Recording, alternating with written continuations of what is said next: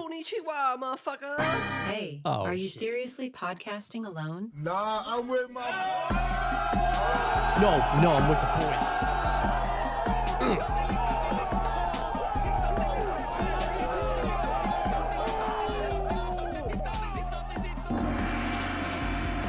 Oh yeah. So welcome to the potty. Ich bin Nicola. Ich bin Nicola. Ich bin Jean.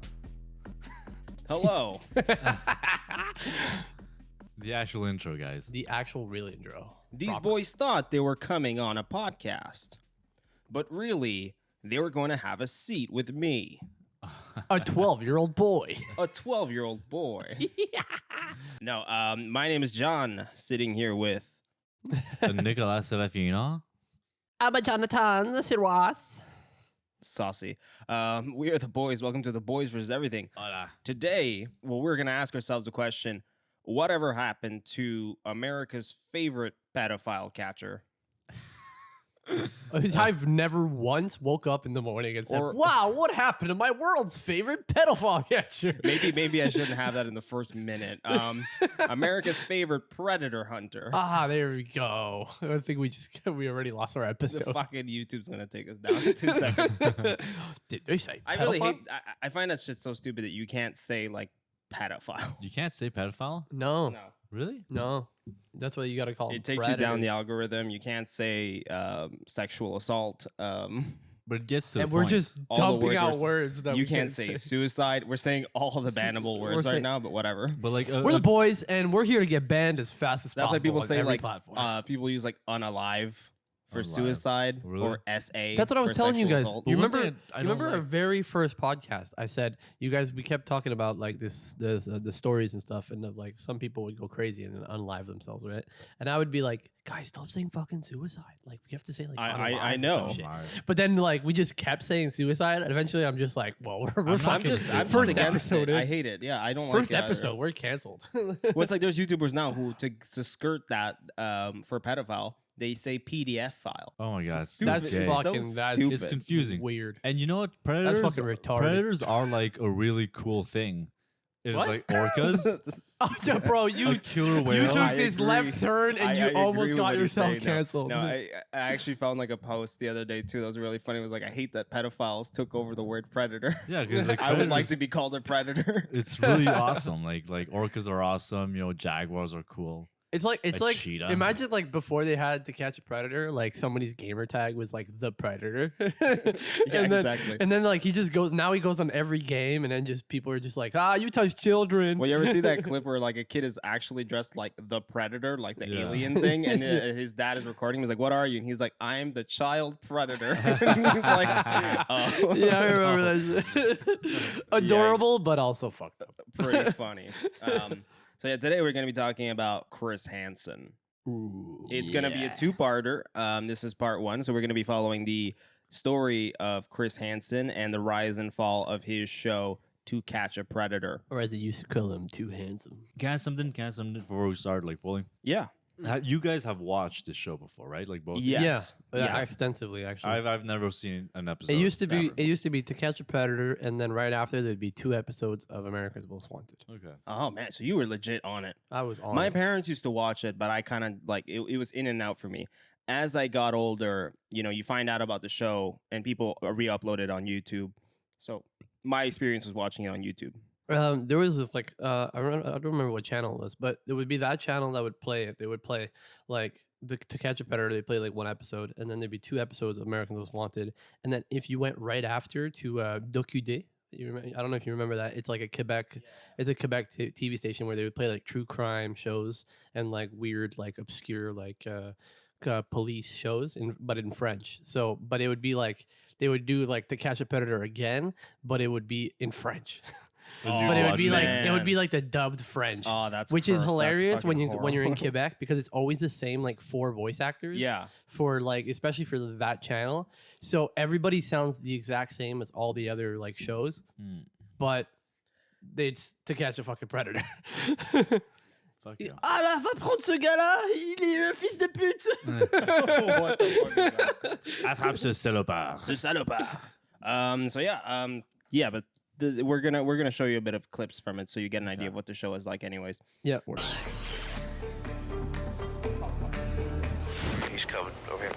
The parade of potential internet sex predators continues. This man walking down the driveway is a 27-year-old deli worker, Jeffrey Stacy, screen name Single TX Guy for fun. He's been chatting online about having oral and anal sex with a girl he thinks is 15. He asked the girl if she will be naked when he shows up. I'm gonna go up and get ready, okay?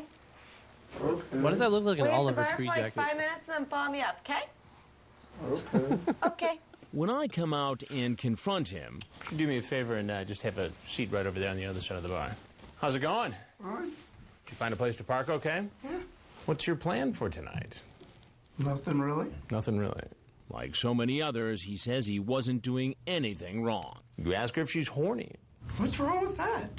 You ask if she does anal. It's a question. I know, but you're asking a question to somebody who identified themselves as an underage girl. It's just talking. I don't see the internet and real life are two different things. What says on the internet doesn't mean that's what I really think. Why does it seem like he's trying to pretend to be Elmo? You, Jeff, if you didn't show up here tonight, where you thought... Somebody was like holding my balls the whole time. Well, I knew she was alone. Why would you be here? I mean, I knew she was alone, but that doesn't mean much to me. It's like Mickey Mouse after a pack of cigarettes. Hey, Do you get why teen girls at a certain age cannot give consent legally? yes. When I tell him who I am, I'm Chris Hansen, and I'm a reporter for Dateline NBC. We're doing a story on adults who try to meet teens on the internet. he has nothing more to say. Sheriff's office, get your hands up, get on the ground! Nice. Yeah, it's the show. That's pretty cool. Bro, it really sounded like somebody was squeezing Mickey's balls. I know. He's known as the Mickey Mouse Predator, too. It's like, oh, I didn't do anything. Oh, why did you grab my balls? I can't be anal. It's just talking. So, Chris Edward Hansen was born in Lansing, Michigan in 1959. And Chris is a Detroit boy, which is pretty funny. It's like that. He's like, I'm from Detroit. He's like, I'm from the hard streets of Detroit. He's a hard motherfucker. Is it like back when Detroit was like an industry place? Yeah, or this like is 1950s when- Detroit. okay, okay. 1960s Detroit. He So it's grows not up the in. shootout. Like you No, better it's wear a still bandana cool. or you're dead.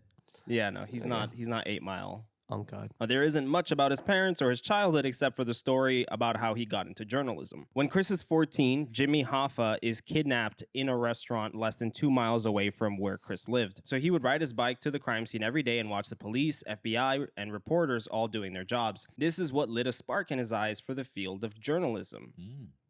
In 1981, Hansen became a reporter for NBC while he's still in the university. He climbs up the ladder from this point on and it only goes up and up. This eventually puts Hansen on Dateline NBC, a weekly show where different news stories are investigated by various reporters, a la 2020 or 60 Minutes. This turns out to be really good for him as he goes on to win an Emmy for his reporting on the Columbine Massacre and a couple of other stories too. How far did we skip an age there?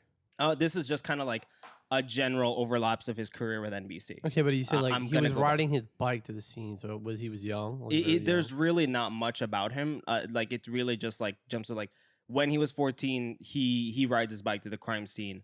That like kind of inspires him. Okay, to because get that into one journalism. seems like really fake. Like you got to come up with an origin story. He's like, yeah, The well, origin- I used to go to the chicken shop on Tuesdays, and I swear, like there would be so much crime on Tuesdays. I think his life before that was pretty fucking boring.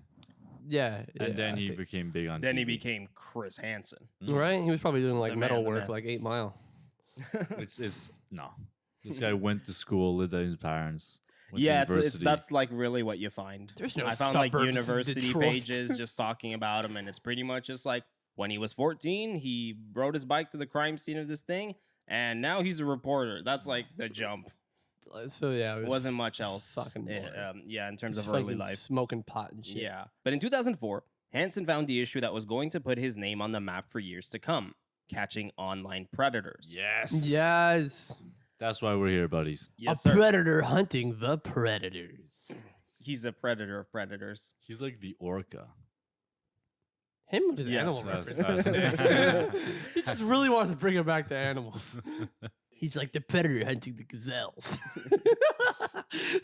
This gazelle thought it was going to graze the grass and get a nice healthy meal. Little did he know I was crawling in the bushes, ready to eat his ass. Hi, I'm Chris Hansen. Just wait Welcome till to you'll Catch a Chris Predator. Hansen, all right? This is exactly what he sounds like. So, sting operations have been a method of policing since the 1970s, whether it be for drug busts, selling illegal substances to minors, or solicitation. A child predator sting operation would go down this way.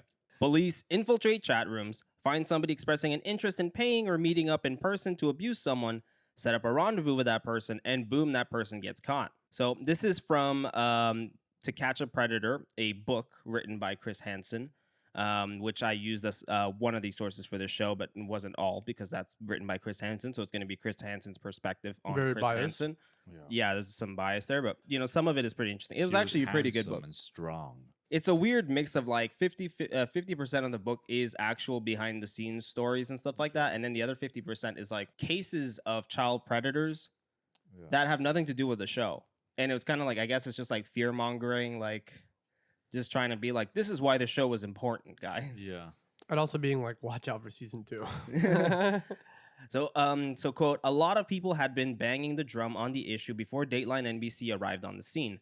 Advocacy groups, victims of computer predators, and even so-called vigilante groups had been trying to expose this years before the first To Catch a Predator investigation aired. Local law enforcement and the FBI had been doing stings in chat rooms before we started. On average, the FBI caught one traveler every single day.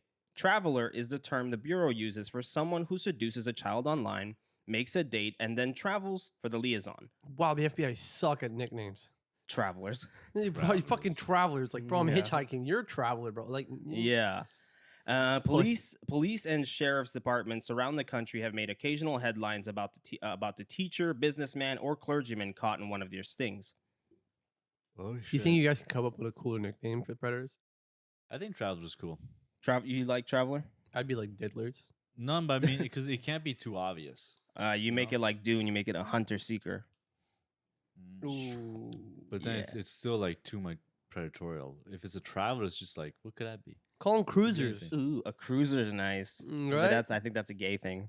That is actually probably You taken by can't, the you can't It might be We're taken probably by taken the gay by the community. gays. You can't take that. I mean, they're cruising to the hookup spot, Yeah. traveling to the destination. trying to get some tail. So police would set up operations every now and then. Yikes! So police would set up operations every now and then, but no one had yet tapped into the potential sting operations had for entertainment. Circa 2003, Hansen came across a group of online vigilante child predator catchers called Perverted Justice. Perverted Justice, or PJ for short, was started by a guy in Portland named Xavier Von Erck. Here's a picture of him. Handsome. PJ, bro. Yeah, because everybody refers to it as PJ.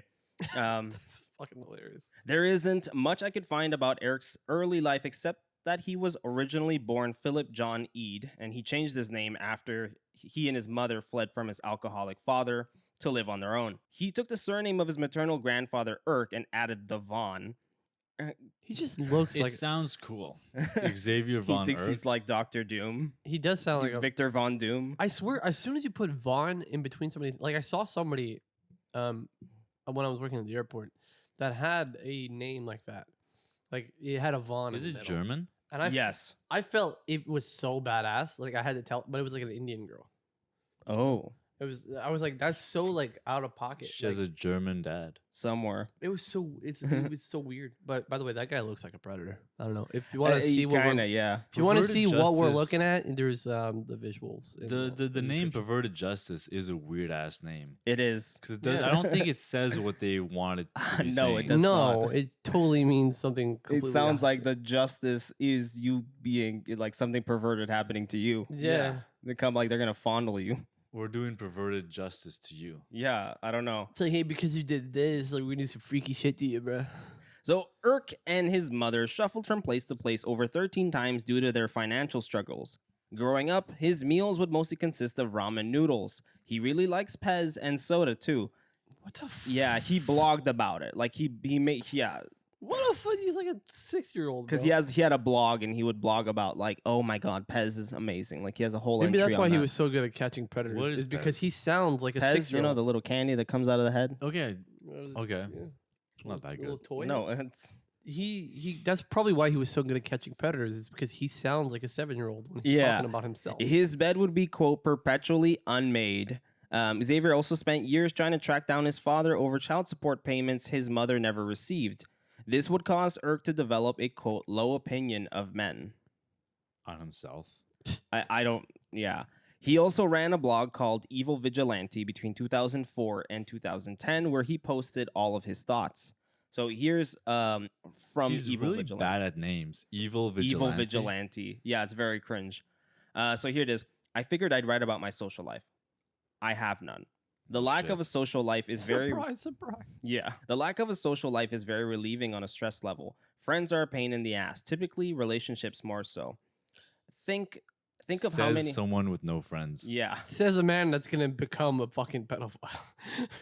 Think of how many fights you get into with your friends, how much needless drama they cause. And that's the easy part. It's far harder to even make a Nick's friend in dramatic. this day and age. Unless you're... Yeah, kind of. Sometimes. and that's... Yeah, sometimes. So, and that's the easy part. It's far harder to even make a friend in this day and age, unless you're stupid and will befriend anyone, as there are so few decent people to talk about the weather, let alone what book you read or what movies they have recently seen. That's our entire friendship, That's yo. literally our That's entire why friend- we're friends. This is what you work through. Yeah, it's fine. Friends are also wonderful for rapidly changing their personality and becoming abhorrent people to speak with. Myself, I don't change much. I change some opinions, may change my mind from time to time, but there's a lot that doesn't change. A few examples of things that just don't change. I hate parties and will not attend them. I refuse to dance. I like to stay home. I do not eat vegetables. I do not get drunk, do drugs, or smoke.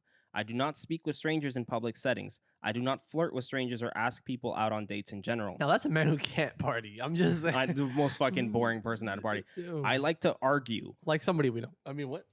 I like to argue. I like to argue is one of them. Tattoos and piercings are annoying to the point of physical disgust. I dislike almost every male I meet. Bro, this guy either become whoops, I was gonna say school, but It's gonna fine, you can say he's it. gonna become a shooter, like a mass shooter, or he's gonna become like a really fucking horrible person. That is a small list of what would be a larger list if I took the time to write it. Those elements have been in place since I can remember. I have 1 or 2 friends in Portland. Neither I have known for more than 3 years. My friends have a shelf life of about 5 years. Then they burn out and are no longer friends with me. Yeah, maybe because you're fucking depressing, You brother. suck, dude. Sounds like the fucking dickhead. Like, He's in his fucking basement writing paragraphs about how fucking terrible he is. How he hates vegetables. You're Yeah. a grown ass man. I don't like all vegetables, but I don't write about it. yeah. It seems to me, it really feels to me like the male equivalent of like astrology, you know, like blaming astrology on shit. Like, oh, it's because I'm a Leo, you know, so this is why I don't do this or Yeah. whatever. And it's like, no, you're an asshole. Like, You you're suck. an irritating person, and this is Yeah. why you don't get along with most people or whatever. You know, That's like why that- they don't last more than 5 years, because you just don't have the patience for Most- yourself, let alone other people. Most people just don't like you. Yeah. Like Yeah. that's the point. Like that's the end of the story. As one of my favorite characters in cinema, William Somerset, Morgan Freeman's character in Seven, once said, quote, I found that anyone who spends any significant amount of time with me finds me disagreeable. The fact is, I am not an enjoyable person. This At is least the- he knows. Seven is Yeah. a great movie. Seven's a great movie. It's an absolute it's an absolute banger. But to Never quote seen that's a bit weird. It is weird. It's like the most out of pocket quote ever. It is very random. I am content to stay at home, watch movies, eat ice cream, play video games, fight online groomers, and write boring blog entries. They didn't say that on Seven. That would be the quote ended a while ago. My bad. If I was confused. if I was like, were- Morgan Freeman? You a wild beast. I know you watch hentai and shit, but I don't like my vegetables. I won't eat my vegetables. I hate most men. I only fuck my vegetables. If I were to be taken out to karaoke, I would sit there and eat good bar food and watch others sing. I will not sing. I do not sing. I would enjoy myself, but others would not enjoy my presence. If I were to be taken out dancing, I would sit at a table and watch people dance while drinking Pepsi. If I were to be taken out to coffee, I would probably sit and remark on how weird it is to sit and drink coffee. It's a pretty weird thing to do. This man has the most random details. Like I know. Give me a word for it. This guy better be important to the story. Yes. Like, There's brackets fuck this because I cut out like chunks of paragraphs. This dude really just ranted, like a really boring dude ranting about what he believes in, but then also like being very descriptive about what he likes. Like he wants people to be like, "Wow," Because this is Pepsi? the like, Me and too." the reason I do is because like just to show you the type of person that goes into something like this. Yeah, really Right. gets into like perverted incel justice. behavior. Yeah, and the worst is that these people get a lot of praise for what they do. Because, they- and they're stopping pedophiles technically, but like it takes somebody weird to devote that much time to doing that, pretending to be a child online. he's like the equivalent of like the Twitter warriors trying to cancel people. Mm-hmm. You know what I mean? But it makes sense though, because he is basically a child. So If he you doesn't would- have to do much to pretend. The coolest part of this man is his fucking fake name. Xavier Von Xavier Erck. Von That's Erck. so true. The The fucking rest of them can nerdiest thing, fuck- right? He picked his name well, but his Hey, life. I'll jump. Okay, Trees so are trees. it'll they're be so. brown. I will continue to live my life the way it is set up. No friends, no real activities, nothing. A life that must seem crushingly boring, devoid of interaction, and stale. The only life for myself, really, pleasantly boring, drama-free, and stressless. I need not burden others with my old school habits, and others need not bother me trying to get me to change them. A wonderful agreement between life and myself. It stays away from me, and I stay away from it. Every day I remind myself of how thankful I am for growing up alone. It prepared me perfectly for dying alone. That's kind of deep. That ends there. That is kind of deep. I'm not gonna lie, but it's also very sad. So during feel his bad for time this guy. I don't feel working, bad for him, but No. it was fucking. so during his time working with NBC, Erk also had a weird penchant for pretending to be a black girl in his chat logs with pedophiles. What the? Here's fuck? one example. Oh my god, this where it gets good. So this is Erk talking with a predator who was going under the new username Dick_Hungwell64. So Dick Hungwell 64. So Dick Hungwell 64 says, "So can I ask, am I too old for you to talk at all?" And Erk, under the nickname Natasha, Nice. It's kind of hot answered, "Lol, no, you're not a grandpa. I know that's right, lol. I'm damn healthy and active. I keep a young mind and spirit, then you'll be fine. LOL, cool then. Yeah, age is just a number. That's what Alaya's saying. Let me guess, the guy's 64. It's just like the color ain't mean nothing." The way he writes is like number. He's like trying to imitate like a black girl without writing number, NUMBAH. It's like when you get that white, Yeah. white suburban teacher trying to talk black. Yeah. Dick Hungwell 64 answered, "But I do honestly think you're attractive and damn sexy. Thanks, that's a nice thing to hear for a change. I like hearing that." Dick Hungwell again, "Well, it's only true. I think you'd hear it a lot." Natasha says, "Nah, it's tough online. Not many black guys and a lot of racist guys. So I get called all sorts of names." And then in parenthesis, Erk adds, "This was actually not true. Playing a black girl in Georgia, I stereotyped ahead of time thinking I would encounter a lot of racism. I didn't get one racist comment. Weird." Weird. Weird. That was weird, buddy. That was very racist of him. And then in another conversation with a guy going under the username Hold You Closer 2003, Natasha says, "I don't know, I had some guy message me earlier and he was like, 'Oh, you a baby, get out of chat,' so it's hard to say." Hold You Closer says, No, not me, not my style. I feel age is just a number. It's how you feel, it's how you carry yourself." Natasha answers, "Yeah, I agree. It's just a number," the way he spells it again, "and color is just a shade." Hold You Closer 2003 replies, "Exactly. I've been colorblind most of my life." In parenthesis, Erk adds, "This was my first time playing a black decoy. I expected to get some racist comments, but I didn't get one during the entire sting." It's just It's a weird like thing Weird to say at the choice. end. It's weird because like It's like he wanted racism to you happen. wanted race. Yeah, it's this weird cosplay. It's it's like I'm in the skin of a black girl today, and then it's like, well, I'm getting ready for racism. It's like, dude, like The dude is trying to sleep with you. He's not gonna fucking slur words at you. Yeah, I don't know what he was fishing for with that, but it's just a weird detail about him too. That's just like It's very odd, man. So yeah, around 2003, he had worked at a bunch of tech support jobs before one day deciding to drop out of college and start Perverted Justice. Irk was fed up with hearing about child predator cases in his area and decided it was time someone did something about it. Irk started his own sting operation from home where he posed as a minor on chat rooms to lure out predators and post their info on the Perverted Justice website. This got the attention of a website called Cruel.com, which is no longer running. Cruel.com had a section dedicated to punk-style segments where the pedos that Irk would expose on PJ would also be posted. So like all their, like a screenshot of their info, residence, all that would be posted online. Can I just say something? Like, if you look at this from, let's say, like a stranger's perspective, we have no backstory about this guy, right? But like, you stumble upon his computer, right, in an incel basement, completely dirty, with like cans of Coke everywhere. You know, he's a him in Pepsi a guy. tank top with like Cheeto marks. Did you give us the wrong? Is this the pedophile? Oh wait, no. Oh, Right? you're the guy who caught him. Because you look at his chat logs and you're like, wait, so you're posing as a small black girl, like, Weird. you know, like That's weird. Thank you that's- for the pedophile like, catching. out of you're like, context, out of context of like the end story of Yes, it, where yes. like he goes out to like make sure they get caught. Yeah. He's like pretending to be a black girl online for no reason. It is. There's no reason to pretend to be a It's- black girl. You could literally just be like a young boy Yeah. because you are a boy and you've been young before. Yeah. Well, I Be mean, yourself. no, Or it's not to calling me, father. if you know what, if you're It's not what it's expecting, not calling father, but I mean, they, I mean, to me too, is if you're expecting racism, then wouldn't you want to pose as a white girl? Yeah, like 'Cause an wouldn't easier like these target? racists not want anything to do with a black girl in Yeah. general? Like, that's what were you seeking? He was like, let me be black for once. He's not from Detroit, is he? No, Okay, he's from a little bit everywhere. I forgot, but yeah. Anyway, da-da-dum. After that fucking big ass bio he went Yeah, through, this like big-ass we bio, still no, don't know no. where he's from.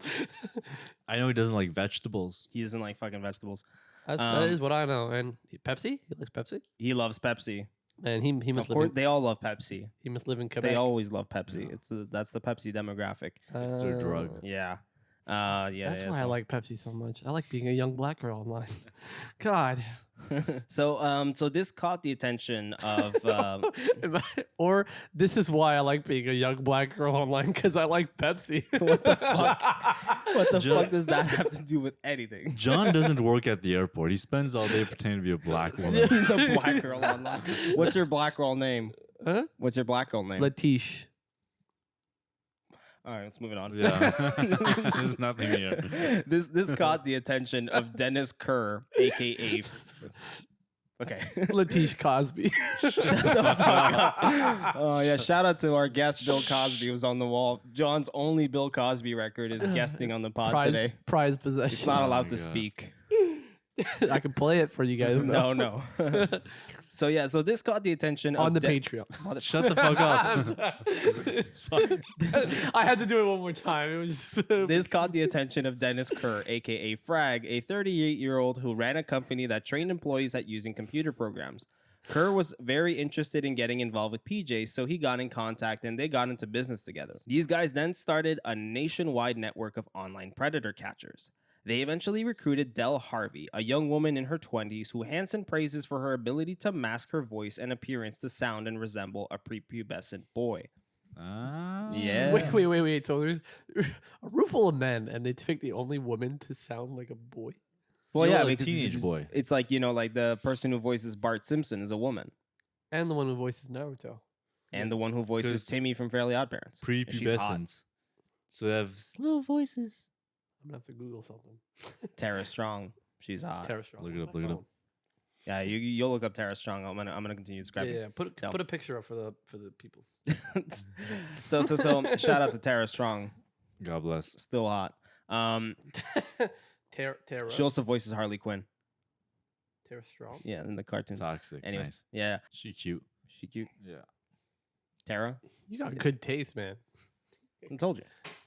You Google the right things. Oh yeah. Not the predator things, but you Google Not the right- predator. You Google the right. What the fuck? Yeah. Hold on. Is that her? So this is from To Catch a Predator, the book by Chris Hansen. Quote, she was 22 at the time and had an uncanny ability to make her voice sound like either a boy or a girl. She did telephone verifications with our potential predators to make sure they were still planning to come. With a smile in her voice, she'd be coy, shy, and flirtatious. But in baggy shorts with a baseball cap on backwards and a lower modulation of her voice, Dell easily passed for a fairly hip dude. So here's a clip of Dell at work. Right. Yes. There is one potential predator, however, who never makes it to the house. I'm pretty much the only one here, and... He's 52-year-old Glenn Mitchell, screen name user 194547, a home health care worker. He's been chatting online with someone posing as a 14-year-old boy in an AOL gay chat room.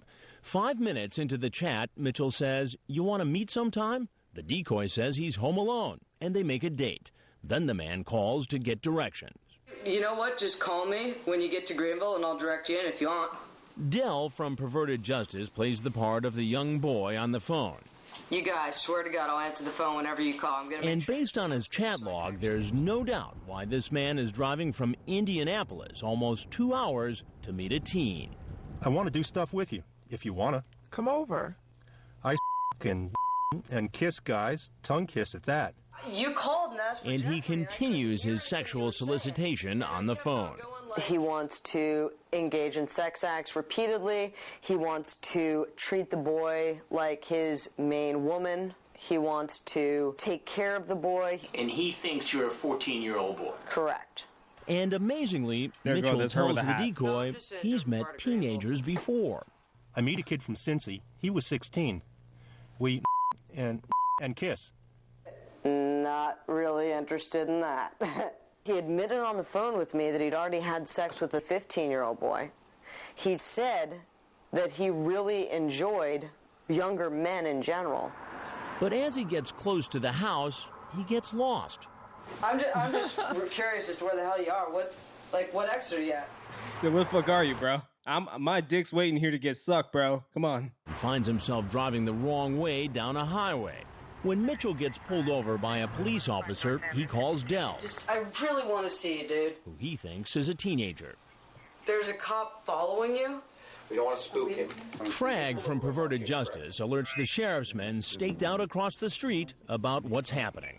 So the sheriff's men radio the officer making the traffic stop and tell him what's going on, and to let Mitchell go on his way. So they said this is the softest stop in the world, and he's free. So you tell him to go back? No ticket, no nothing. 70? But after the encounter with police, Mitchell says he's too scared Can't you just lose the cop and come tonight? I've got and decides to head home. Damn, what that's a Dell. random encounter. She does a good teenage boy. Yeah.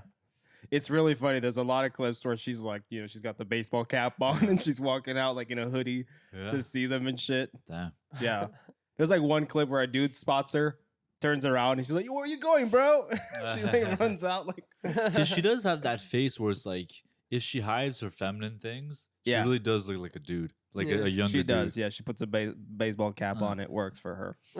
And Dell brings like a bit of professionalism. Like when she gets there and sees Frag and Irk, they're goofballs. Like they're weirdos just doing this chatting thing, and a lot of times they're going in weird directions where it's like it's kind of like we want to troll them. I just feel like her, like that on that one specifically, where she was like insisting really hard, was like, like kind of bait.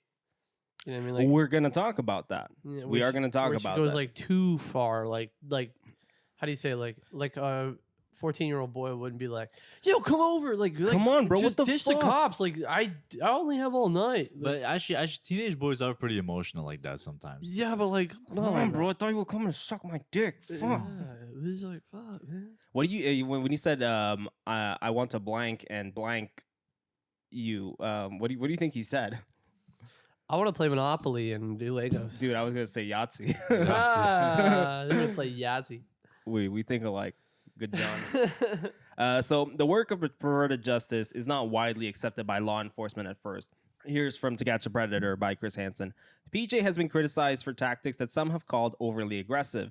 Some police agencies don't think any civilians should be involved in this kind of work, and there are vocal opponents on the internet of anyone monitoring conversations in chat rooms. PJ was also criticized early on for outing the men caught in its stings before they had a chance to have their day in court. Once a man had an explicit chat with a decoy and made a date for sex, PJ would post the man's name, picture, and other personal information on its website, exposing the man to potential harassment and those close to him for humiliation. So Chris Hansen and Dateline NBC got in contact with Perverted Justice in 2004 and set about doing a special investigation story in which Dateline would set up an arsenal of hidden cameras in a dummy house. PJ would lure out the predators with their decoys, and Chris Hansen would be the face of the sting operation, confronting the predators and interviewing them. They called this special To Catch a Predator. Was that his like breakout role? Well, for Chris Hansen, yes. Because Chris Hansen secretly likes orcas. But how fucked up is it for like them? They're like, ooh, let's get this guy. Like, let's try to do it like one more, like more professional. And then immediately after, he like snakes them and starts his own show, which is To Catch a Predator. I mean, no, he has Perverted Justice on board through and through the whole show. Oh, okay. Yeah, and there's a reason for it too. Well, Perverted Justice would do a lot of the They do that work. background. Yeah, exactly. NBC was already late to the scoop of sting operations of this nature. This concept had already been done by TMJ, another news network. And it literally is the same format of the show, basically. Dateline pretty much saw TMJ's formula and straight up copy pasted it and slapped on a catchier name. But what really made Dateline's To Catch a Predator stand out is its host, Chris Hansen. The man. He's got the charisma. The man, the myth. The first TCAP investigation was shot in Long Island and later aired under the title Dangerous Web. For the first shoot, they got an average-looking suburban house and rigged it with 6 hidden cameras with the crew of Perverted Justice and Chris Hansen shacked up in one room. Imagine they did like Big Brother but with all predators. And they just put like one child in there. Everybody gets to the house at the same time, but the kid is hiding. Yeah. So Wait, imposter. One of these men is not a 14-year-old boy. Which one is it? Which is it? And then you just see that other girl with a baseball cap. Like, what's up, guys? What's up? What's up, dog? Yeah, exactly. Are you guys here to touch some gays? Chris Hansen comes out and he's like, I'm sorry, but the audience has voted 38-year-old Larry is not the 14-year-old boy. He's like, God damn it. God damn it. I really thought I'd win. And then he goes outside and you hear, whip, whip. Oh. Where you going, boy? So on the first day of shooting, Chris got stuck in traffic on the way to the decoy house. Fucking quote, nice. I was stuck in traffic on the Throgs Neck Bridge en route to a sting operation in a suburban home on Long Island where potential sexual predators were about to arrive. My producer, Lynn Keller, was frantic. If the predators got there before I did, it could sabotage the whole operation. Oh my God. So if they hit the right lights. Exactly. Imagine they get there at the same time. It's like, were you here? Why are you here? And he's there with his camera, like, fuck.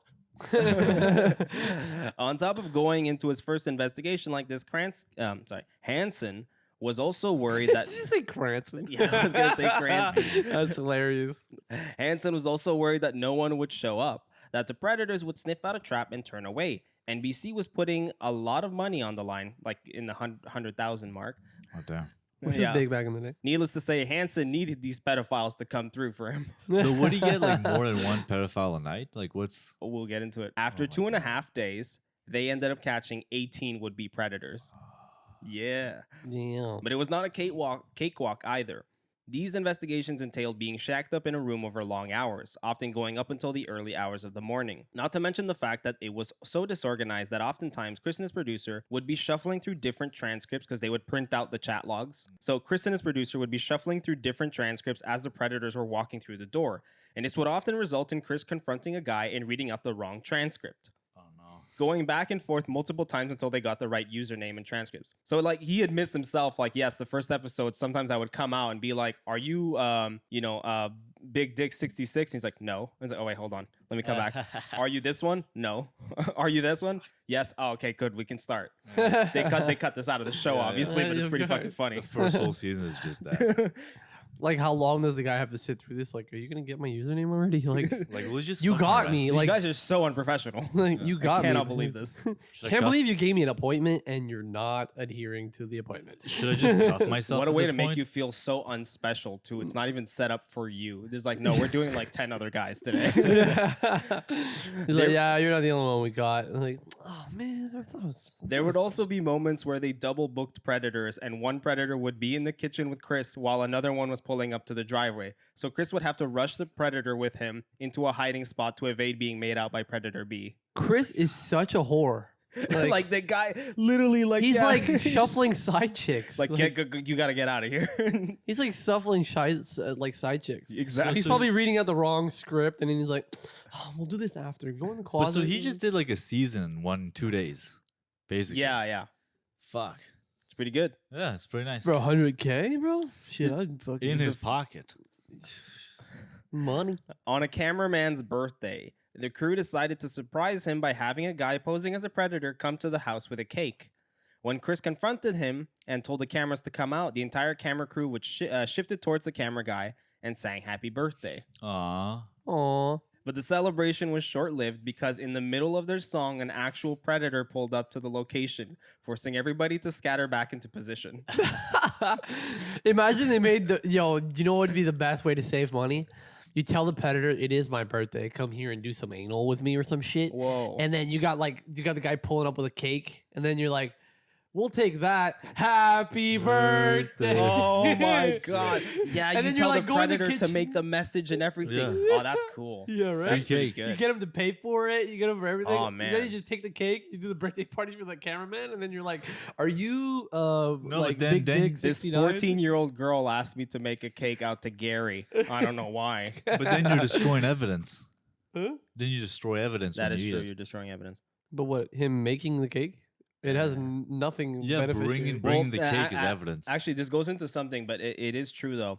Take the picture A and lot of times, what eat it. perverted justice will do is ask the guys, the would-be predators, to bring something, like a gift, or like, bring me beer, bring me alcohol, or bring a cake, or bring something. To prove that it is that person. Well, to prove that it is that person, number one, for sure. And but it also, apparently, it's just usable evidence in court about their intentions. Mm-hmm. Like, it goes to show that they had intentions of going there with, everything else. Which, I don't know, it's interesting. But it's like, it's usable in court. I mean, if it does say Gary's name on it, Gary could eat it. But has there ever been like two predators coming at the exact same time, like me in a driveway? Yeah, Yeah, that's what I that's mean. just- This That's what he has just said. happened where it's like maybe not meeting in the driveway. I so far I haven't seen meeting in the driveway, but I have seen like literally one guy's in the kitchen. Chris is like, we gotta go, We gotta get and the then fuck out. another guy is coming in. Yeah. All quirks aside, the special hit big in the ratings. NBC had a hit. Who would have thought that Americans crave to see people having cameras shoved in their faces in the exact moment of their own undoing? But there was one detail from the show's formula that left audiences dissatisfied. Every predator caught was let go in the first episode. Really? The first two TCAP episodes were only done in conjunction with perverted justice, which meant that after these predators were interrogated by Hansen, they were free to go. Of course, PJ still did their usual thing of posting the identities online along with their chat logs. And of course, there's also the fact that NBC was now showing their faces on national television. It was still missing that one cherry on top of the case, a swarm of police officers dropping in on them and dropping them on the ground and arresting their asses. Okay, so this is really 100% vigilante justice. Yes, Yeah. in the first doing. episodes, yes, because, Okay. yeah, they didn't work with law enforcement yet. Yeah. Well, they probably didn't really believe them at first. So you know how much like money that would cost? Like you wouldn't get 100K for that season. You know what I mean? Like Yeah. just getting the cops involved. It's like for like 2 days we gotta have like police officers. Mm. Well, no, like the 100K is like the budget for. Yeah, for everything. It's the camera Yeah. crew, everything. Probably It's like all union work. mostly renting the house. Yeah. for 2 days. So I got a couple of scenarios here. Here's one guy called the Umbrella Man. Pretending to be a bush. You'll see. So does this guy. I'm sorry, see, this is all myself. No, I want to talk to you for a minute. No, I want to talk to you. He also makes a run for it, but he didn't come in a car, so he keeps running and running, presumably back to a bus station, trying desperately to hide his face. So while the guy's running away, he from out of nowhere manifests an umbrella that he uses to cover himself from the cameras. It was in his pocket. It looks like it comes out of nowhere. Maybe he's a part-time magician. Literally. It's pretty good. But then I don't know why he ran on like a highway or whatever when he could just run like in Well, they were backyards. driving like. Yeah, but behind like him. he opened himself up to being chased by a car while he's on foot. When he could have just Ferris Bueller'd it. And, Yeah, run through the backyards. went through backyards for a couple Dun.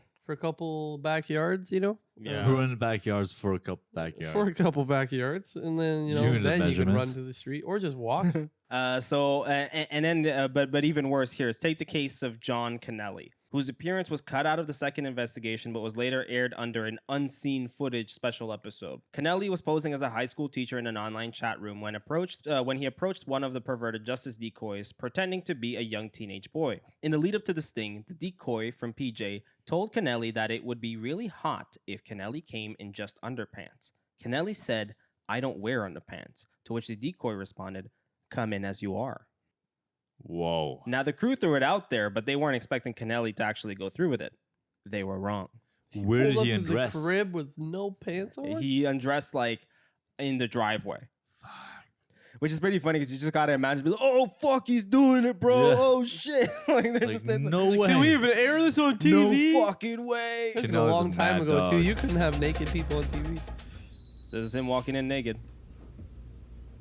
This dude's got balls, man. For real. Balls of steel. The socks are still on though. That's strange. Yeah. I mean, it might be cold inside. Who knows?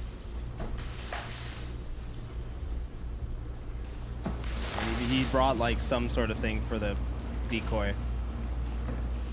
He's just sitting naked there. What the fuck? He's fluffing himself up. Here comes Chris. Could you explain yourself? I'm sorry. Oh, that voice sucks. Certainly. Please, hands him already. What's going on here? Your son IM'd me, and he told me to come on over. He IM'd you. Yes, sir. You can sit down. How did Why he know did to you even IM say you? your son? I don't know, sir. Honest. You could have He said just your chose wife. you out of the blue and said, "Come on over, get naked, and walk into the kitchen." Well, I sat there talking to him for a little bit. Yes. And what'd you guys talk about? We were just talking about anything, sir. How old are you? I'm 29, sir. 29.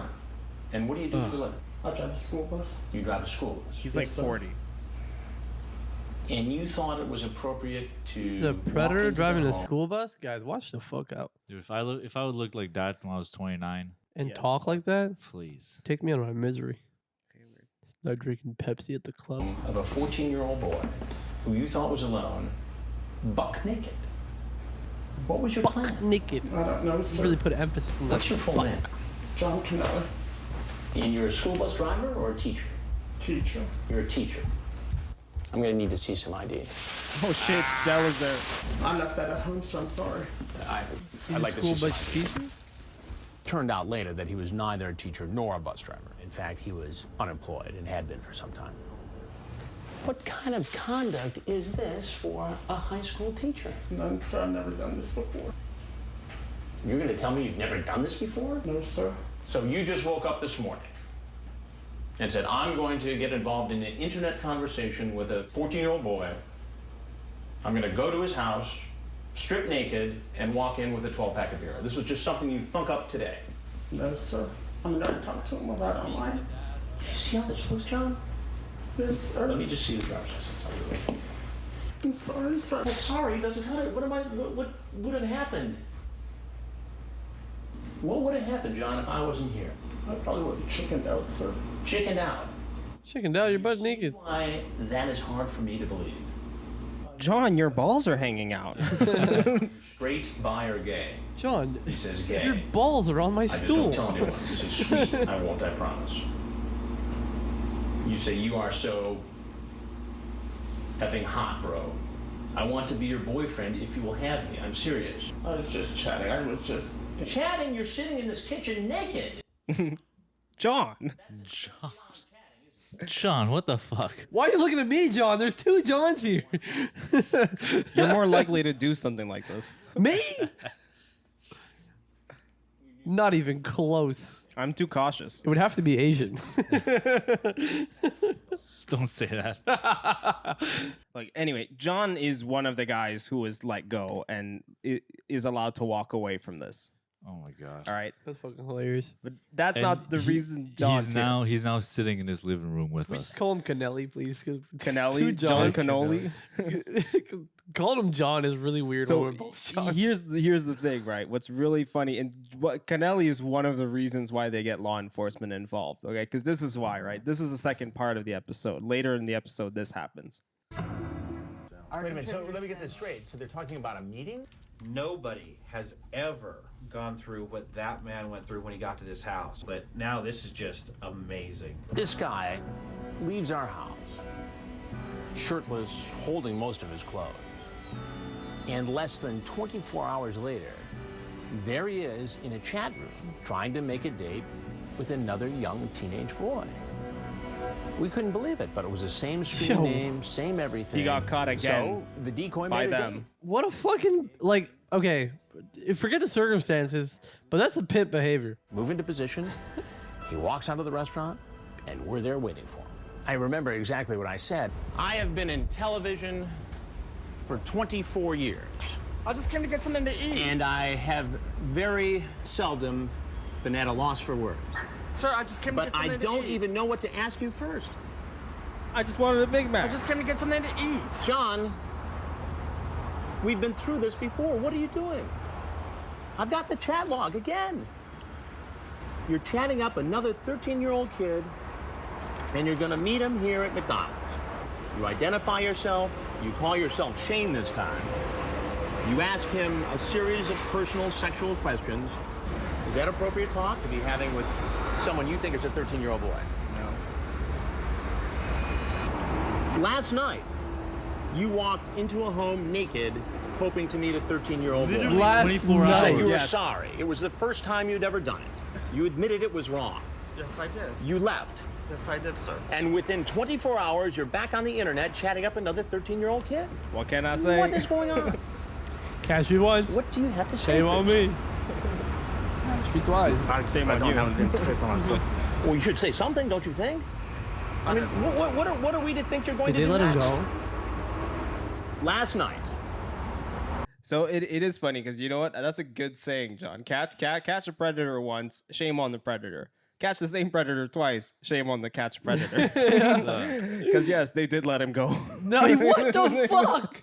Well, they have no jurisdiction. There's no cops there. They Yeah, just but gotta like give their information. twice you catch him trying to fuck a child. Like I The thing mean, is, you if- can. If the cops don't do anything, it's not your fault.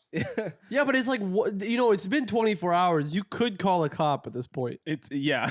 Be like, look, we set up this chat.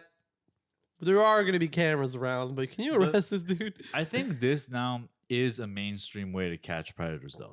Yeah, that's what's Vitaly. Like that's what Vitaly's doing. Now. We'll This get has in. That's our changed the part game. two. Yeah, that's your what we're part going to talk two. about in part two. So cases like Connect. I just want to point out there was a YouTube comment that made me laugh my ass off. He said he was going there to get a McMiner. That was a good one. So cases like Kennelly's are the reason Dateline NBC and Perverted Justice finally decided to partner up with law enforcement of whatever county they were working in. This earns them some praise because now people were getting that satisfying wrap up with the cops tackling the guys as soon as they walked out. But it also got them some criticism, ranging from people claiming that the show was engaging in entrapment. This would often be brought up by critics of the show or even the predators that had been caught on it. Of course. The first being like, I was this isn't tricked. fair. This is entrapment. So Chris and Dateline NBC have always disputed this claim by arguing that Perverted Justice was just a bridge between them and law enforcement. So because as Chris often states, you have to actually be law enforcement for it to be considered entrapment. This is where, like, see, if you look at it legally, this is where To Catch a Predator is a worse title than Perverted Justice, because you're already, like, as soon as they're on the show, you're considering them predators. Yeah. Like, right off the bat. But if you're Perverted Justice, then it's just like, we're bringing justice. I'm trying to You're the skirt- judge, yeah. whether it's perverted or not, you know? And then that's fine. But if you say To Catch a Predator and they're on the show, well, you're catching a predator. Well, it's kind of like catching them in the act, though. Yeah. Yeah. So, like, you're not supposed to be doing that. Yeah. John, Which is entrapment. what did you do last night? What did I do last night? What did you do last night, John? I don't know. Do you have chat logs? John. Because I plead the fifth officer. John, you're sitting here naked. Actually, I answered the door naked. You did answer the door naked today, but that's okay. But what about this Bill Cosby record, John? Well, I was just... Can I just say his voice is actually more normal? Yes, I know. I'm being characteristic. Yours is more fun. I'm trying to be cowardly, which is well, I don't know. He's just a funny guy. Yeah. I just want to add to I'm just elite. you know what? Perverted Justice is the perfect title for like a porn set in like a law firm. Yeah, yeah. It's pretty good. The sexy judge. Maybe get Lisa Ann play the sexy judge. Maybe get that Down syndrome lawyer. Kieran Lee could be the district attorney. I don't know. This is the type of shit that we say that's like, wait, we're probably gonna get canceled. The entrapment argument hasn't always held up, as they had some cases where would-be predators were caught and a judge would drop the charges claiming the sting was entrapment. Another criticism came from the journalistic community, stating that there was something uneasy about how Dateline NBC was getting in bed with both vigilante groups and law enforcement. This is from a UK reviewer from the Guardian, Charlie Booker's Screen Burn. So it's a little edgy, but it's interesting. So, quote, the overpowering whiff of entrapment, for one thing, the collusion between reporters, vigilante groups, and police, for another. And that attractive young actress who greets them by the door. Make no mistake, she's hot. And at 18, she's U.S. legal. Presumably, someone at To Catch a Predator HQ sat down with a bunch of audition tapes and spooled through it, trying to find a sexy 18-year-old who could pass for 13. Because they do later get a actress who's like 18 to play like a 13-year-old. Well then if she does webcam stuff. The person is legal. The person that they thought they were talking to is legal. Yes. These producers, they'll have stared at girl after girl, umming and awing over their chest sizes until they found the right one. And like I say, she's hot, but if you fancy her, you're a pedophile. Okay, this is like I really somebody hate ruled 34 to catch a predator. This really went far, yeah. I really hate this kind of journalism where it's like they just create this whole fictional like story where it's like this could be isn't this, true. and then that, and No, then yeah, this, and it then just goes way further. Go write a book if you want. You know? This is like when you rule 34 to catch a predator. You know what I mean? Yeah. But it's also this isn't journalism anymore. It's No, like making shit up. it's just like a real raunchy like critique that people. But it is in that neighborhood where like there's a critique of that, but like people starting to accuse the show of like also kind of engaging low key in that behavior. Yeah. But it's weird. Hansen has deflected this by saying that if he hadn't been at those houses, a child would be, and for that reason, that was reason enough, for people to get behind the show. But in 2006, the show was about to cross a line that would bring the whole show down. Louis William Conrad was a 56-year-old criminal prosecutor working in Rockwall County, Texas, when he decided to troll the internet looking for underage boys to talk to. Conrad had forged 3 different internet identities in order to cast a wider net. It just so happens that one of his catches was about to catch him right back. Did he really catfished To Catch a Predator? Yes, sir. So from To Catch a Predator book, he talked graphically online about all the various sex acts he wanted to perform with the 13-year-old boy decoy. So the decoy's name was No1093, as well as emailing him multiple pictures of penises. This is from their chats. So Conrad, I want to feel your cock. 0, it's right here. Do you shoot a lot? Not telling. You're so cute. Well, I just wish you had said you'd come over, then not call. I don't know what that means. Or nothing. Conrad, I know I'm sorry. I'll have to make it up somehow. 0, you should, and you know how. Conrad, maybe you can fuck me several times. Heh. That is cringe. 0, I'll forgive you the moment I see you. I promise, in person. Conrad, has anyone sucked you? Just talking about this has me hard. He even had similar conversations with What the fuck is this guy trying to catch? trying to reel in the big that's fish? for damn sure. Mm-hmm. Jesus. He With even his had a cock? similar conversation with the decoy on the phone. The sting operation took place in Murphy, Texas in November of 2006. The police chief of Murphy had recently made a big deal about starting a war against sexual predators, saying, quote, this is gonna put the city of Murphy on the map. Murphy's city district attorney even advised against letting Dateline NBC do a sting operation on Murphy, and with good reason, the police department was not in control of how the predators were lured. All of this was in the hands of perverted justice, not even NBC. On top of the DA, Murphy's citizens were also very much against having this take place in their neighborhood. The house chosen for the operation was only 2 blocks away from an elementary school, and there were often cases where predators would speed off in their vehicles while cops pursued them with guns in hand. Murphy police ignored the loud reluctance. They wanted to be badasses for a day, like the other police departments they'd seen on To Catch a Predator. They executed the operation. 23 men are caught during the operation. 2 of these men are from Murphy.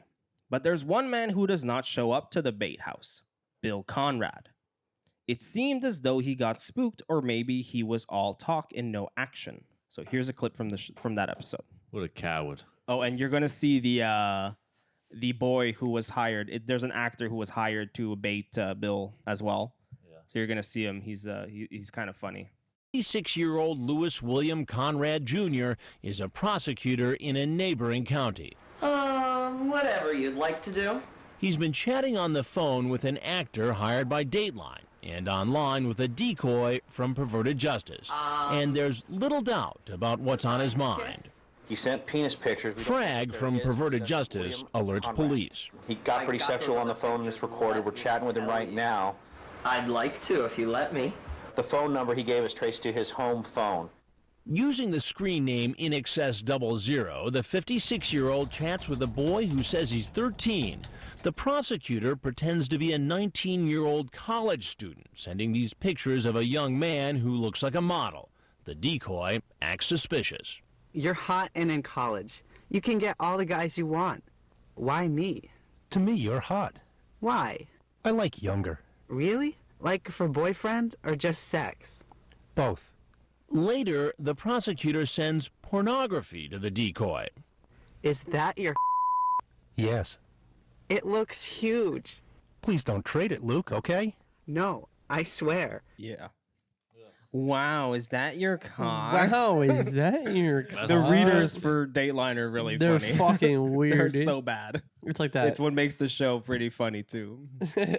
If you want, I will show you my cock. It's just like, wow, is that your cock? Wow. Throughout the day of the operation, Perverted Justice worked with Dan Schrack, an actor they hired to play a 13-year-old boy, calling Conrad and baiting him to come. Dan was an actor who usually did musical theater, but was offered $5,000 per day to work on To Catch a Predator. Shit, I'd do that. That's pretty good money. Yeah. he had the vibe of a theater kid. Hi, I mean, if you wanna, like, this is very funny, very Shakespearean. So this is from an Esquire article that was fucking bussin', very good. So here's just a bit, article. Yeah.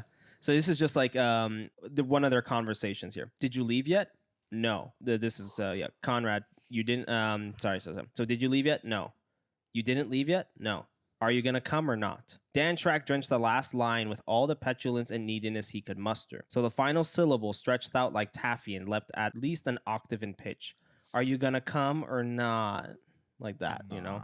The desperation sounded genuine. It was 3 p.m. on Saturday, and this was their third investigation in as many hours. Schrack had likely concluded their first investigation with an invitation to come visit him here at the decoy house, and Bill Conrad had accepted. He'd accepted, and then he never showed up. By this point, everyone in the house, including Schrack, knew Conrad's real identity, and by this point, the same question was on everyone's mind. Was he going to come or not? Yes, I shall, said Conrad. Well, when are you going to come over? Well, a little later. A little later? Yeah, is that all right? Yeah, I guess. Early Saturday evening, Detective Patterson, one of the cops who was working with the show, asked to listen to the tapes of the telephone conversation. The voice was familiar, but he couldn't be sure. Does he have a son? Sons often sound like fathers anyway. A voice wasn't enough. Something like this, somebody like this, you've got to be extra careful. You're talking about law enforcement taking down law enforcement. You've got to take extra precautions, but the way things have gone these last few days, what with the overzealous made-for-TV cops outside and the real TV people here inside, Detective Patterson wasn't all sure that the necessary precautions would be taken. As the evening wore on, Detective Patterson learned that Bill Conrad had stopped responding to Dan Schrack's phone calls. He'd also stopped responding to the AOL instant messages, and that the Perverted Justice chat decoy was sending. The IMs were starting to read like semi-literate poems of longing and anxiety, with Non-Zero saying, I tried calling you a lot and you didn't answer. And I cried because you're so hot. So they're like really trying to bait his ass out. They're fishing him out. Yeah. At a little later, after 9 p.m., Detective Patterson overheard Lynn Keller, the lead producer of To Catch a Predator, discussing Bill Conrad with another Dateline employee, trying to come up with different strategies they might employ to lure him to Murphy. Detective Patterson was the only law enforcement officer inside the decoy house, and at that moment, standing there listening to a couple of civilians devising ways to lure an assistant district attorney, he was beginning to feel very uncomfortable. He felt as if he was being made party to something he was not at all sure he wanted to be involved in. Finally, he approached Keller, told her that as an officer with the Rolette Police Department, he felt obligated to call his boss, the chief of police, and give him a heads up regarding the whole matter brewing with Bill Conrad. Lynn Keller stopped him cold.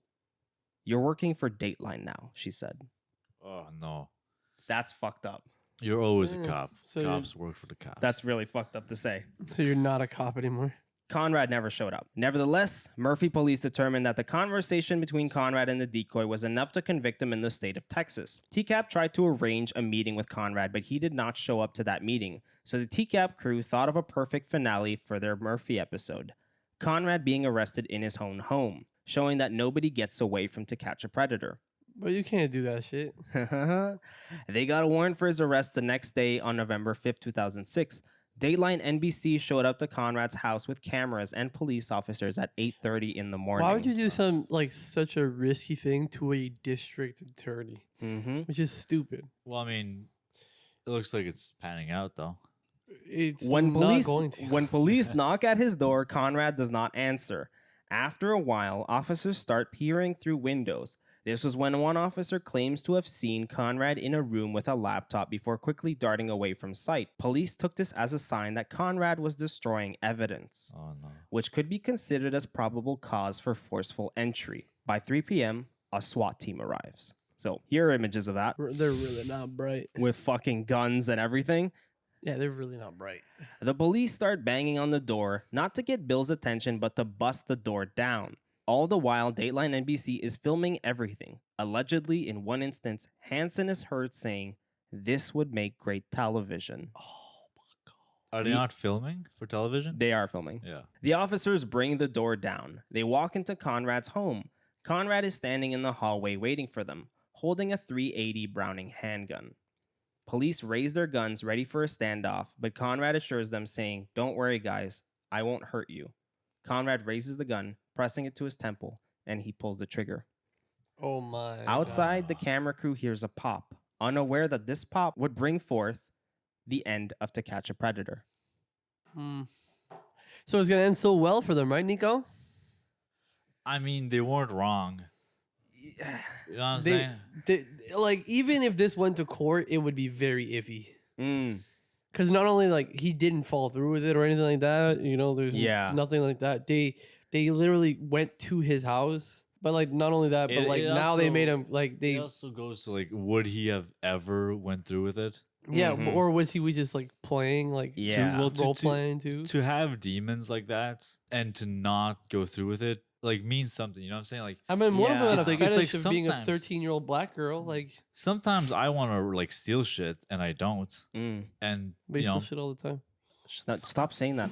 Shut the fuck up. Say that on the podcast. No, but I'm saying sometimes you want to steal some shit and you don't, but you shouldn't be arrested for not going through with stealing shit. Yeah. So, I mean, yeah, it's fucked up a bit. So they aired the episode, by the way. Well, I mean, it does make for great TV. Let's be honest. With a little, with a little desk pop in the house too. You know what though? Because like every show always makes it seem like, oh, this is gonna be like the craziest shit. This is the craziest shit. This is the crazy shit for A sure. sergeant who's known the prosecutor for more than 20 years knocks on the door. We really hoped, as they knocked on the door, that Mr. Conrad would peer out through the peephole, through a window or whatever, and he would see a face that he would recognize, and that he would easily open the door and talk, and then we could approach at that time and say, fence jumping. "This is why we're here." But Conrad never comes to the door. The police, however, can tell that he's inside. They can see a TV and a computer are both on. Whoa, look at him, it athletic appeared as though boy. someone was right there just a short while ago. Yeah. Maybe watching television, working computer at the same time.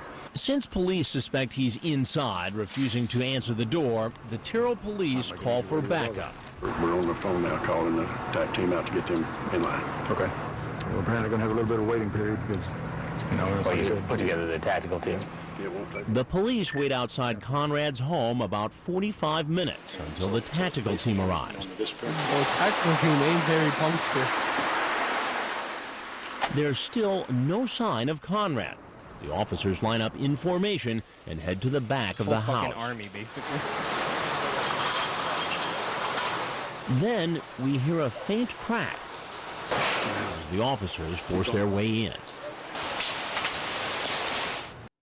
Yeah. He had a nice house too, man. Yeah, he had a barn.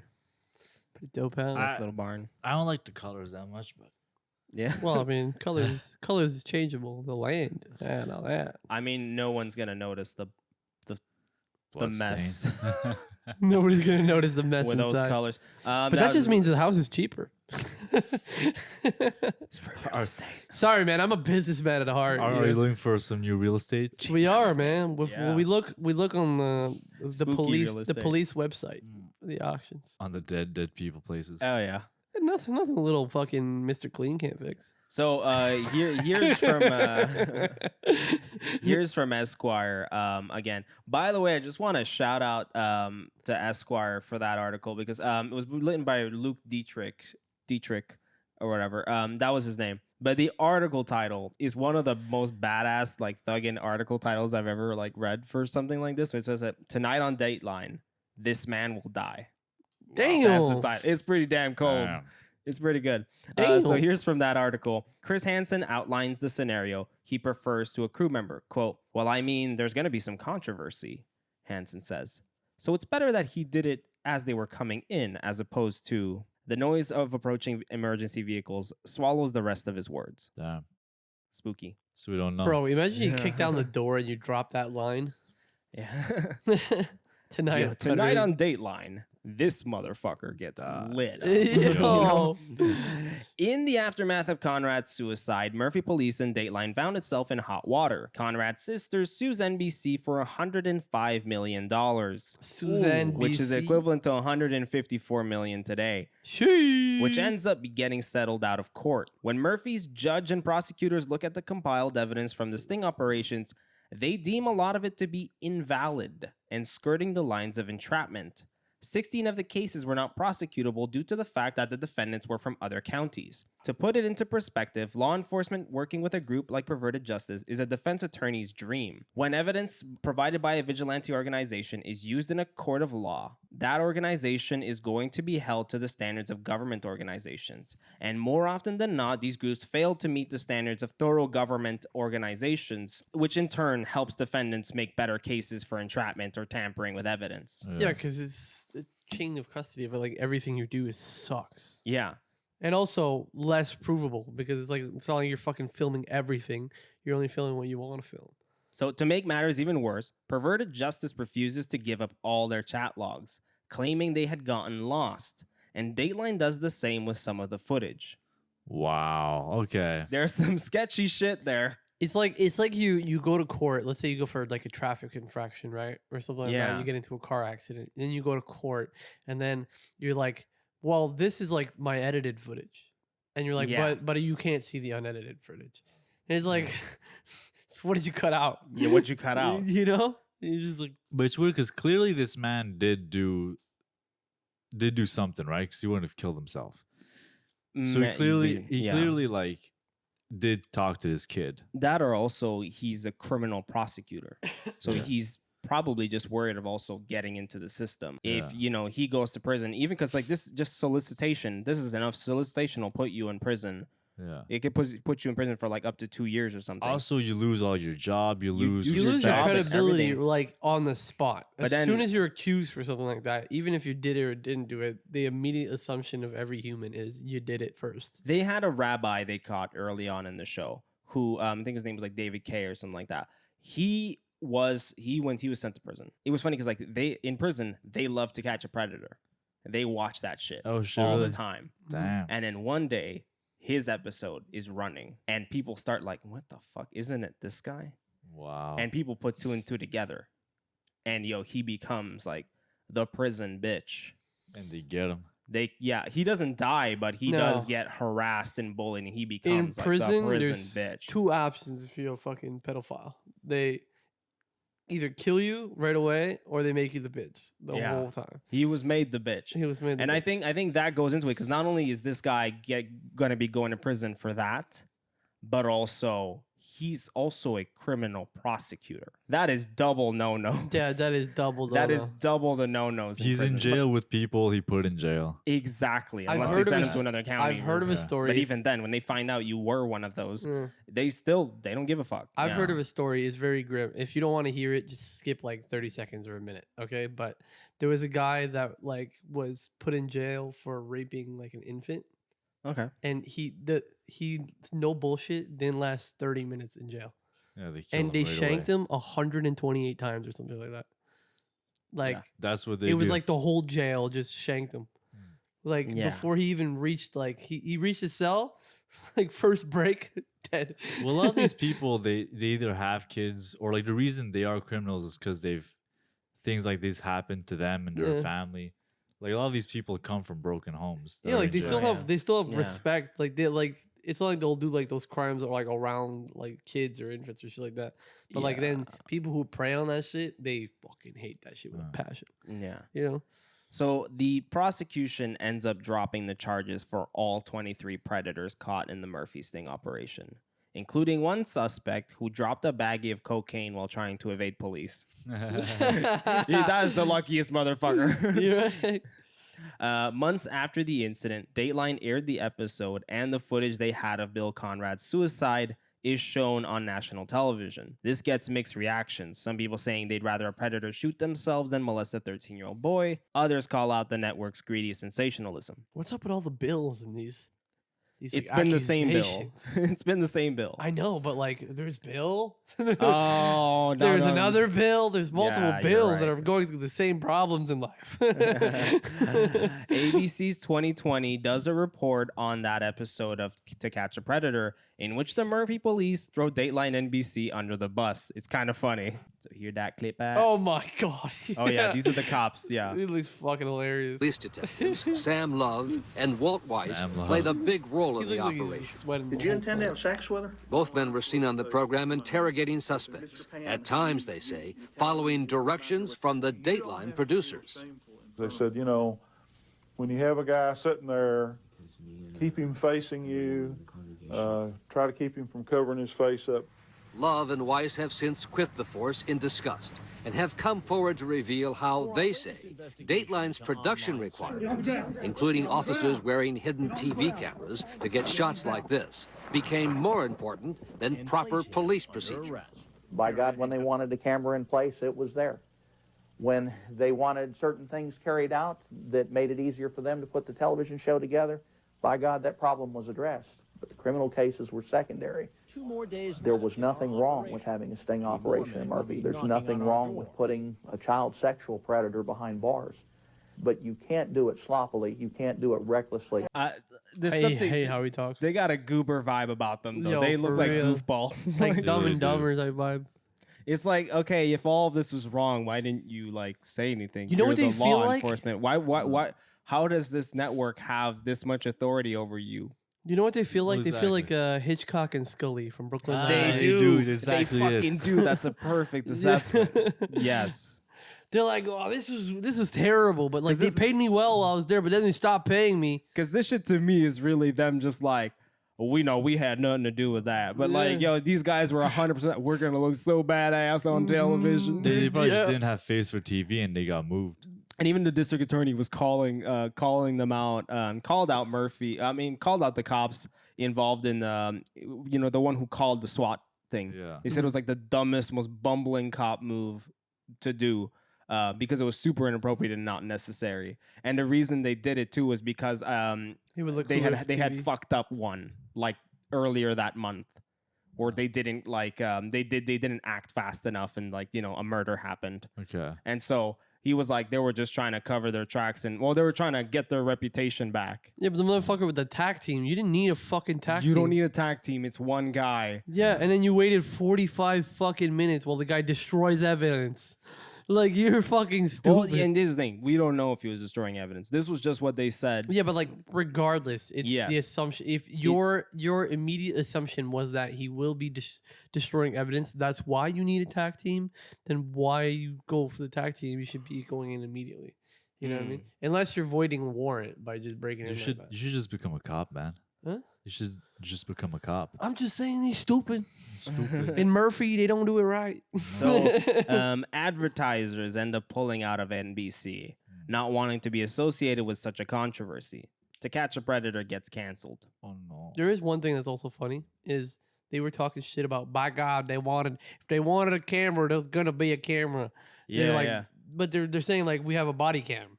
Yeah, yeah. Which is like, no, that You just should have a that body protects cam. you actually. Yeah, it is funny. This was years before the body cam thing And these happened. days, Yeah. they have to have a body cam. Yeah. To protect us and them. I couldn't knee the Predator in the back like I wanted to. Yeah. You know, like I couldn't hit him with a baton in his legs and make him crippled for a week. So, desperate to capture some of that magic in an advertiser-friendly manner, Chris Hansen elects to host a different series of spin-offs of the To Catch a series. There was To Catch a Con Man and To Catch an ID Thief, where Hansen would go after fraudsters and people who stole identities. Ooh, Yeah, that sucks. not as fun. Chris Hansen in like 2024 to catch a jaywalker. To catch a jaywalker. Yo, bro, you know what, bro? You know what? I'm telling you, there's one more spinoff, and you have no idea. You're kind of close. Hit us. So these shows did not take off, but even more ridiculous was the third and final attempt at a spinoff called To Catch an Eyejacker. So To Catch an Eyejacker aired in 2008, and I have a clip of it. The fuck? You're gonna love this shit. It's ridiculous. What the fuck is an eyejacker? Our predator investigations in an Oh, undercover yeah, it's those house, but iPhones? tonight we go coast to coast on an undercover road trip. Good evening and welcome to Dateline. I'm Chris Is it a Hansen. fucking It's all RV? about this little gadget worth its weight in gold. Everyone, it seems, has their eye on an iPod. And Oh all my across the God, country, no way. iPod thefts are a growing problem. What can be done to stop these eyejackers? Tonight, we catch some red-handed. Here's a message from Dana. My iPod was given to me as a Christmas gift, and it was stolen right out of my college dorm room. Another from Joe. Back in January, my apartment was broken into. The only things they stole were my iPod and my digital camera. And this from Jessica. And after school, I looked through my purse to see if I can listen to my iPod, and it wasn't there. Frustrated iPod owners. Didn't actually take anything else out of the car, just the iPod. Angry their music was taken from them by people like this. You're watching on hidden camera we're as an talking about iPod is the being iPod, lifted like from the this car. small, little This tiny iPod one. is going to disappear along with the person taking it. But tonight, we're going on the hunt to see if it's possible using some of the same high-tech capability. That's the ones they're talking about. Phenomenon it is to track down people who take iPods that don't belong to them. You don't see anything wrong with what you did. It's a cruel world, so everyone does it to everybody. It's a cruel world. Dude, it's so fucking funny. What a It's so badass. pathetic. It's like, and there's like how one of the low did people you who's go? like, if you found like $100, like Would you lying take on the it? ground, wouldn't you take it? Would you really try to bring it back to its owner? Like, No. how do you know that person's not lying to you too? Yeah. You know, like That was always the thing where like, you know, when you like found cash on the ground or something, you're like, whose is this? Anybody would just like, there would be like 5 people that would be like, it's fine. Oh. And especially when you hear the way they go about the show, this argument is fucking valid, okay? Because like as the intro suggests, they were going to track down iPod thieves using sophisticated Apple technology. What ensues is some of the most disturbing violations of privacy to be done on television. They worked with software developers to make a program that would simulate the sign-up process for iTunes, and they burned that program into a CD that they would put into the package of the brand new iPod. So they were scammers. They would then leave these brand new iPod boxes, you know, wrapped in plastic still, like it just came out of the store. They would leave these iPod boxes on the dashboards of convertibles with the top down, on park benches, or in a shopping bag on the mall floor. Oh, fuck you. As if somebody forgot it there, you know? Of course you're gonna pick it up. Exactly. Would you not? Like, it's on a fucking bench. That's like the today's equivalent of doing those like fake like QR codes that like lead you to like a fucking malware website. Yeah. Well, yeah. So then they would watch the bag from afar with hidden cameras to see who picked up the iPod. Later on, when the hijackers signed up for iTunes using the disc provided in the pack, Dateline would receive all the information that person was putting into the program: their name, age, address, etc. Dateline crew members would show up to the person's house in an RV, telling them they had just won an iTunes giveaway, and lead them into the RV where they would find Chris Hansen waiting for them inside. What the fuck? I know. Disgusting, yo. It's so funny. And imagine that too. The Chris fact Hansen, that the it's an man who's RV. famous for catching pedophiles. You walk in and you see Chris Hansen. You're like, oh my God, what the fuck did I do? He's in the actual like pedophile prestige package. Exactly. Like he got the DLC to become a predator. Now that's entrapment. That's fucking That's entrapment. entrapment. That is 100%. That's the very definition of entrapment. Can we look up the definition of entrapment? Because here's the thing, it's not, man. I've literally found wallets in buses, and I like take a $5 bill out of it. That is the price. And then you give the wallet to the bus driver. But like, I'm gonna keep that $5. That's the price for losing your wallet. Yeah. The You cash lose the inside money. is mine. But What, the hope that you'll find the person that found your wallet and give them money? Yeah, exactly. Unless you show up to their crib. So here's just one clip of a woman being confronted by Chris Hansen for stealing an iPod. You stole my iPod? You recently registered a new iPod? One of the iPods was traced to this woman, who we found at a record store she owns in L.A. Hey, how are you? Wow. There you go. Thank you. Here, have a seat for a minute. I just want to take a quick survey. At first, she's thrilled by our visit. When you got your iPod, was it a gift or did you buy it?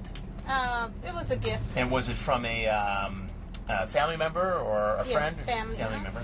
And you know, did they buy it at a Circuit City or a large Best Buy. Best Buy? What became apparent in this... You lying bitch. I like this girl. With the iPod wasn't actually the person who took it. She may think it came from a Best Buy, but I showed her where it really came from. The iPod that you have was actually in that chair, in that bag. Somebody stole it from a chair in public. The one that you have, the very iPod. The one that I got as a gift. Mm-hmm. How would that be? I guess the person that gave it to me bought it off the street, I guess. And who was it who gave it to you? My husband. Your husband. So But he I don't know where he got it from.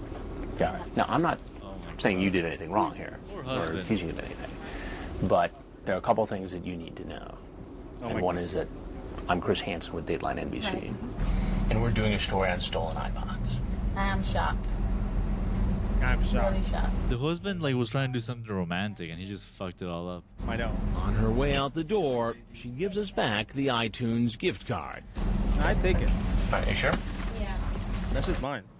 Later, she calls. Her husband tells her he bought the iPod not at Best Buy, but at a flea market. Like, come on, man. shitty. That's so shitty. What a waste of a show. He was just trying to do a nice gift. And you know what? It's funny. It turned out to be a real iPod. Flea it's market fine. iPod turned out to be real. So he got a good price on an iPod, but now they fucking bummed her out. Yeah, That sucks. Fuck this guy. Pretty fucking stupid This is idea a really for show. shitty show. I know. So, Perverted Justice continued to do their thing for a couple of years, but then there was drama amongst Von Erck and one of his volunteer hackers, a guy named Bruce Raisley. They were no longer friends. Bruce and Xavier, as it lives out. Bruce and Xavier had a falling out, which resulted in Bruce leaving PJ. Erck did not take this well and decided to get revenge on Bruce by posing as a woman named Holly online and and he catfished Raisley for months. What a fucking petty ass thing to do. He knows he's gonna be doing this again. This is hacker warfare too. This is nerd warfare. Rolling Stone and Radar magazine covered the whole embarrassing affair in articles, which got spread around by other outlets. Bruce retaliated against these media outlets by manufacturing a virus and sending it to over 100,000 computers. What a pussy. He cost all the websites involved over $100,000 in damages.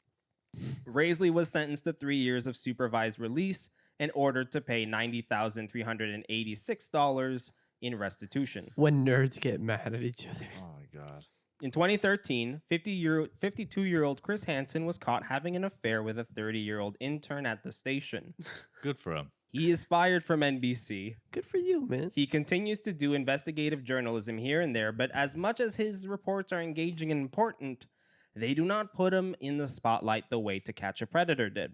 But all was not gone for Hansen. For the amount of kids he's saved, let him cheat. You know what though? 30-year-old intern is not like a bad look. That's not that bad. It's not a bad look. It's like you're still handsome. Good job. Man. You're still Chris Hansen. You got me, man. But all was not gone for Hansen, as a particular website had started to grow exponentially in the last couple of years.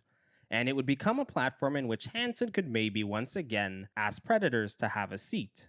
I'm talking about YouTube. In the next episode, we will talk about how Hansen brought his show to the internet age and how his legacy would go on to inspire countless amateur copycats who became just as dangerous as TCAP was in Murphy 2006. And his iPod show also created pranks. On the next episode. Wow. So that's it. There you have it. Fuck yeah, Chris Hansen. What a legend. That was long. It was long. But it was fun. It's funny because I've literally never, I've heard about this show for so long. I've never, actually seen, a full scene of it. So it was interesting. There's some bangers. There's some funny episodes and shit. There's some that are definitely funny. There's a lot more naked guys who pop up. Really? Yeah. Wait, so he wasn't the only one? No, there's 2-3. Damn. That's kind of impressive. The balls to just be doing it, and then just I don't know. Mm-hmm. I don't have an explanation. Dude, you're I just thought it was gonna be very hot in here. But that brings up the question: how many other boys has he met up with? Yeah, pretty much. What was he up to now? Yeah, I would like to, before they come in, it's there's they walk in and then they have that still in black and white. Yeah, and it shows his victim count. How many times he's been on To Catch a Predator? That'd be pretty funny. That'd be fucking. It would be pretty funny if To Catch a Predator would run under a cat. They should go back to it being a catch and release thing. We're just you fucking idiot, we caught you again. We caught you again. You fucking goofball. Self-proclaimed bus driver teacher. You fucking Nimrod. He just says underneath self-proclaimed bus driver teacher. Oh my god. Well, all right then. Thank you everybody for listening. My name is John. You could catch me on Instagram at Director John Ramirez. I also make movies at Deadtime Media, and follow the Instagram for the show at BVPod and TikTok BVPod. I'm Nicola. You can follow me at nick.serafino on Instagram. And I'm Juan Dos. Just like the show. Give us some love. We put our all into this. A whole lot of energy into this. So we appreciate you and thank you, John, for the episode. Yo. A lot of research.